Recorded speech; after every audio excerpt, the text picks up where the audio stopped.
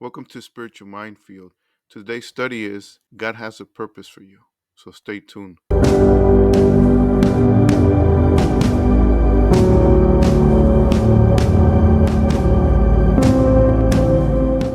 Okay, so we're going to start in Acts chapter 16 and verse 16. And this is Paul traveling with his companion who is attacked by a demon. Now, the demon is not physically attacking him, but the demon has a tactic. And we're going to see what that is, and we're going to see the outcome that the demon wants to happen to Paul, which gives an insight what demons want to do to us. But then God turns it around for his glory and the enemy's defeat. And we're going to see that. So starting in verse 16, it says, "One day, as we were going to the place of prayer, we were met by a slave girl with a spirit of divination." So I want to camp here really quickly. The spirit of divination here is the Greek word is python, or in Greek is puthon. So we're going to take a quick look at that. So the Greek here in Strong's number 4436 says python, a mystical serpent slain by Apollo, divination. So it's occultic and some type of demonic spirit that comes by the name or appearance of a serpent, which is a dragon, python. And basically it has an agenda. And we're going to see the agenda of this demon. Okay, so we're going to see here, if we go down to the Greek mythology, which that's where the name comes from, but it's a real enemy behind this mythology. All right. It says the name of the Pantheon, serpent or dragon. So as we could see here, this is demonic. This is Satan. This is a demon. Okay. Now, if we go and look and see exactly what's the Greek mythology or what does this demon do, we're gonna have an insight. So check this out. So here I'm in Britannica under Python Greek mythology. Now look at this, and you're gonna see how this applies for today. How this demon applies, his agenda for the world today. So we're gonna go here, and I'm gonna highlight what I'm gonna read. So this right here, and it says in the earliest account, okay, the Homeric hymn to Apollo, the serpent is nameless and female. Okay, so this demon that's through the girl is nameless and female, but then later it is male. So as you can see, it does a gender transformation from female to male, and then it's nameless. Well, what does that sound like? It sounds like a person who is born one way and wants to transfer to be something they're not, another way. So they want to be from, let's say, male to female or from female to male. And then they use the pronoun, which is here nameless. So we see where the spirit comes from. This is a demonic spirit in the name of Python. So we see here Python, or like the Greek says, Puthon, that it is a demon to confuse people and start living a life where God intended them to be a certain way. The demon tries to make them think that they're someone else, and then they want to transfer or they want to change who they are into something else. And that's what the demon is. So that was a quick look of this demon. Okay, so let's continue. It says here, who earned a large income for her masters by fortune telling. This girl followed Paul and the rest of us, shouting, "These men are servants of the Most High God, who are proclaiming to you the way of salvation." So she continued this for many days. Eventually, Paul grew so aggravated that he turned and said to the spirit, "In the name of Jesus Christ, I command you to come out of her." And the spirit left her at that very moment. Okay, so now when you say to yourself, well, the demon got defeated. No, that was his plan. See, the plan was for him to get kicked out, but no demons like to get exorcised out, and that is true. But this demon had a greater purpose. He would suffer to get exorcised out for a greater purpose for him, meaning to stop Paul from proclaiming the gospel. And we're going to see this. Verse 19. When the girl's owner saw that their hope of making money was gone, they seized Paul and Silas and dragged them before the authorities in the marketplace.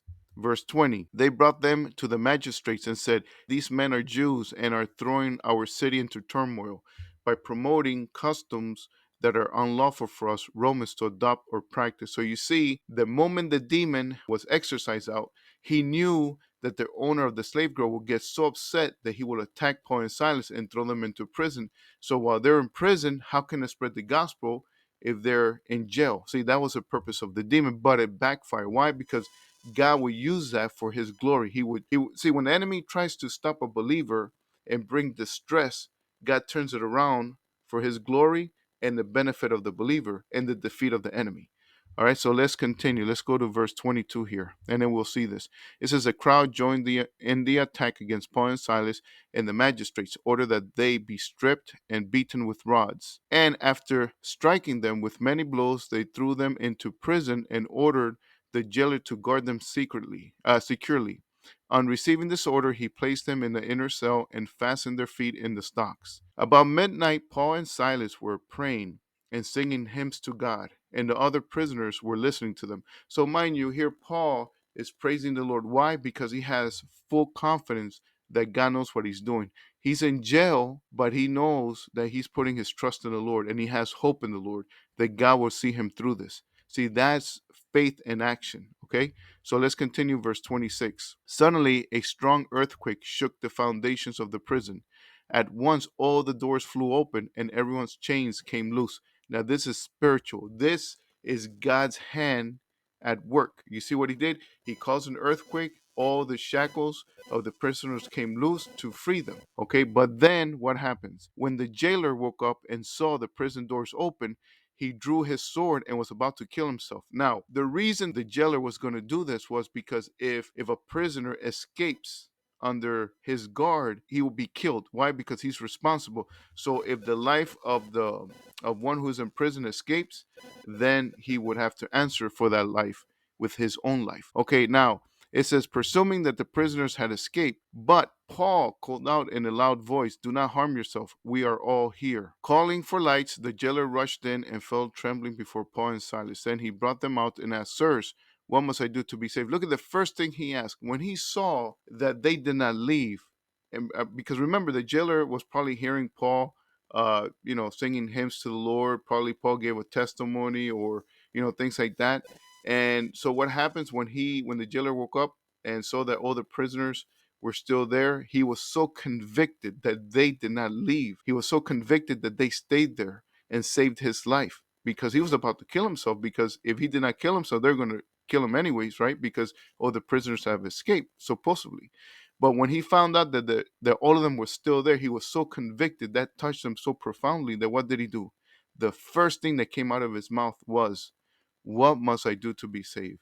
How can I give my life to your God, to the God that you profess, Paul? How can I get saved? That's how convicted he was. So you see what the Lord did here? He allows Satan to attack Paul, and then Satan's tactic was to aggravate Paul so much that Paul would turn around, cast out the demon, and then knowing that the master of the slave girl would put him in prison. But then God's plan was to put Paul in prison. Why? Because there was someone in prison that he wanted to reach. And then he used Paul's distress, Paul's difficulty, Paul's trouble to bring someone to eternal life, to bring someone to God, to bring someone out of darkness to the light. You see that? So sometimes God is going to put you in a difficult situation. It doesn't mean that God has abandoned you. It means he's putting you there because he wants you to reach someone in there. In the darkest dungeon, there's someone that God wants to reach. And he's going to put you there, or he's going to allow you to go there so that you could testify about Jesus Christ to that person and bring that person to saving faith. See, so if you're going through difficulty, just know that God is working through that because he wants to reach somebody else in there. So then let's continue here. Verse 31, it says, they replied, believe in the Lord Jesus and you will be saved, you and your household. Then Paul and Silas spoke the word of the Lord to him and everyone in his house. At that hour of the night, the jailer took them and washed their wounds, and without delay, he and all his household were baptized. Then he brought them into his home and set a meal before them. So he and all his household rejoiced that they had come to believe in God. You see that? God uses even the enemy for his glory. He allowed the enemy to attack Paul, and from there, not only did he save a jailer, but the jailer brought Paul and Silas to his home, and his whole household came to faith.